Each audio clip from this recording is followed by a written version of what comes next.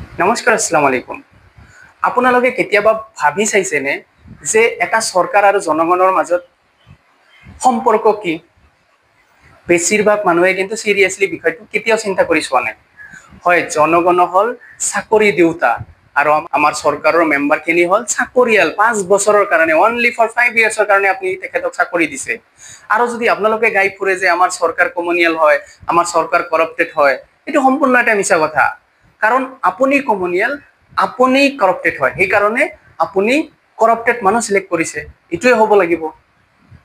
গতিকে ধৰি লওক আপুনি এটা এমপ্লয়ীক চিলেকশ্যন কৰিছে, কৰাৰ পিছত সেই মানুহটো সাম্প্ৰদায়িক হৈছে বা কৰাপ্টেড হৈছে। 5 বছৰ পিছত যেতিয়া আপুনি মানুহখিনিক ৰেনুৱেল কৰিব এজ এ এমপ্লয়াৰ, সেই কৰাপ্টেড মানুহখিনিক আপুনি ৰেনুৱেল কৰিবনে? নিশ্চয় নকৰে। গতিকে আপোনাৰ চাকৰিয়ালে সেইটোৱে কৰে যিটো আপুনি বিচাৰে বা আপুনি ভাল পায় বা আপুনি সন্তুষ্ট থাকিব। গতিকে আপুনি যদি কৈ থাকে আমাৰ চৰকাৰ এনেকুৱা, আমাৰ চৰকাৰ এনেকুৱা, এনেকুৱা নহয়। আপুনি এনেকুৱা, আপোনালোক এনেকুৱা বা আমি এনেকুৱা, আমাৰ চৰকাৰো এনেকুৱা। যদি আমি কৰাপশ্যনটো একেবাৰে বেয়া পাওঁ, চৰকাৰে কেতিয়াও কৰাপশ্যন নকৰে, জানে যে 5 বছৰ পিছত আমাক আমাৰ এমপ্লয়াৰে ৰেনুৱেল নকৰিব। আৰু যদি আমি কৰাপ্টেড হয়, আমাৰ চৰকাৰো কৰাপ্টেড হ'ব। কাৰণ আমি যদি কৰাপশ্যনটো একেবাৰে বেয়া পাওঁ, আমাৰ চৰকাৰেও বা আমাৰ এমপ্লয়াৰেও কিন্তু কৰাপশ্যনটো বেয়া পাব। জানিব যে যদি আমি 1% কৰাপশ্যনত যদি ইনভলভ হওঁ, 5 বছৰ পিছত আমাৰ এমপ্লয়াৰে আমাক চাকৰিৰ পৰা বৰখাস্ত কৰিব, টাৰ্মিনেট কৰিব। এই বস্তুটো আমাৰ জনসাধাৰণে বুজি পাব লাগিব, নিজৰ শক্তিটো বুজি পাব লাগিব। নিজে এমপ্লয়াৰ হৈ নিজে চাকৰিয়ালৰ দৰে, নিজে চাকৰৰ দৰে আমি আচৰণ কৰিছো, ব্যৱহাৰ কৰিছো, যাৰ কাৰণে আমাৰ দেশ আগবাঢ়ি যাব পৰা নাই। জনসাধাৰণক থিয় কৰাই মিনিষ্টাৰে লাইন বান্ধি যোৱাটো নিয়ম হ'ব নালাগে। কাৰণ আমিতো জনসাধাৰণ এমপ্লয়াৰ হয়।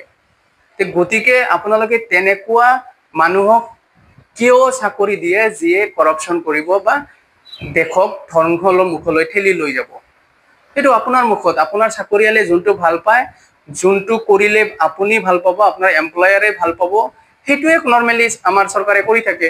গতিকে এই কথাটোৰ কোনো যুক্তি নাই যে এটা চৰকাৰ কমনিয়েল হয় বা এটা চৰকাৰ কৰাপশ্যনত জড়িত হৈ আছে।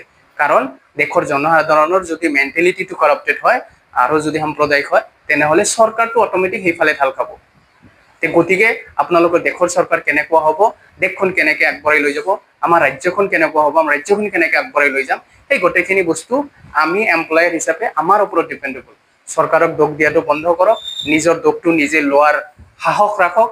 আৰু আগন্তুক দিনত যদি দেশৰ ভৱিষ্যত আপোনালোকে বিচাৰে ভাল, তেনেহ'লে যিবিলাক কেণ্ডিডেট কৰাপশ্যনত জড়িত নহ'ব বা দেশৰ ভাল কাম কৰিব, তেনেকুৱা এমপ্লয়াৰক আপুনি চাকৰি দিব। খেল খতম।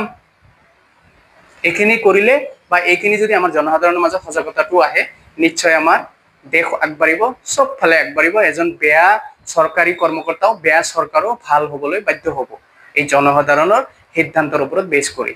যদি জনসাধাৰণে যোনফালে বিচাৰিব বা আমাৰ মেজৰিটি মানুহে যোনটো কৰিবলৈ বিচাৰিব বা দেশখনক যেনেকৈ লৈ যোৱাটো বিচাৰিব, চৰকাৰে তেনেকৈ কৰিব। আৰু সেই বস্তুটো কৰিবলৈ হ'লে আমি আগবাঢ়ি আহিব লাগিব। আমি শিক্ষাৰ পৰিচয় দিব লাগিব আমাক, যে আমি কাৰো কথাত কোনো বস্তুত পাহৰি নাযাওঁ, যুক্তি সহকাৰে যোনটো দেশৰ কাৰণে ভাল, সেই বস্তুটোক আমি ছাপোৰ্ট কৰিম আৰু সেই বস্তুটো লৈ আমি আগবাঢ়ি যাম। ধন্যবাদ। জয় হিন্দ।